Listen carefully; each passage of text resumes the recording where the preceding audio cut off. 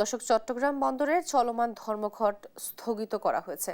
বন্দরের বর্তমান পরিস্থিতি নিয়ে আরো বিষয় জানাতে আমাদের সাথে সরাসরি যুক্ত হচ্ছেন আমাদের সহকর্মী AKM নাজিম। নাজিম, বহির্নোঙর ও পণ্য খালাস কার্যক্রম কি চালু হয়েছে? কি তথ্য আছে সেখানকার, বিস্তারিত আমাদেরকে জানাবেন। যে সরকারের পক্ষ থেকে যে বলা হয়েছে ডিপি ওয়ার্ল্ডের কাছে ইজারা না দেওয়ার, এই সরকার আমলে দেওয়া হবে না, সেটি নির্বাচনের পরে নির্বাচিত সরকার আসলে সেটি দেখবে। সেই বিষয়ের পরপরই কিন্তু বন্দর রক্ষা পরিষদের পক্ষ থেকে 5 দফা দাবি দিয়ে তারা 6 দিনের জন্য কর্মবিরতি ঘোষণা দিয়েছেন। কারণ গত একদিনের অচল অবস্থায় পুরো বন্দরের কার্যক্রম থমকে ছিল।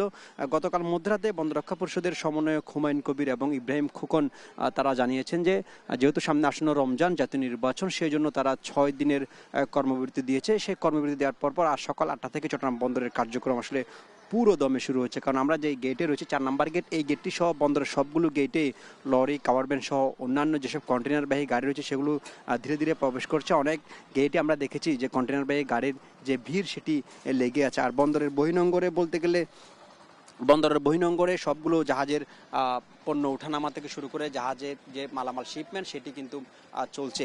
পাশাপাশি ব্যবসায়ীরা বলছেন যে বন্দর অচল অবস্থা সেটি কাটিয়ে দ্রুত সময়ের মধ্যে বন্দর যে কাজে ফিরেছে সেটি অব্যাহত রাখতে হবে এবং যারা বন্দর রক্ষা পরিষদ তাদের যে দাবি সেটা যদি মেনে নেওয়া হয় তাহলে 15 তারিখের পরে যে আবার ধর্মঘট দেওয়ার কথা ছিল সেটি আর হবে না। তো চট্টগ্রাম বন্দরের যে সচল শুরু সেখান থেকে আমার কাছে ছিল সর্বশেষ। নাজিম, আপনাকে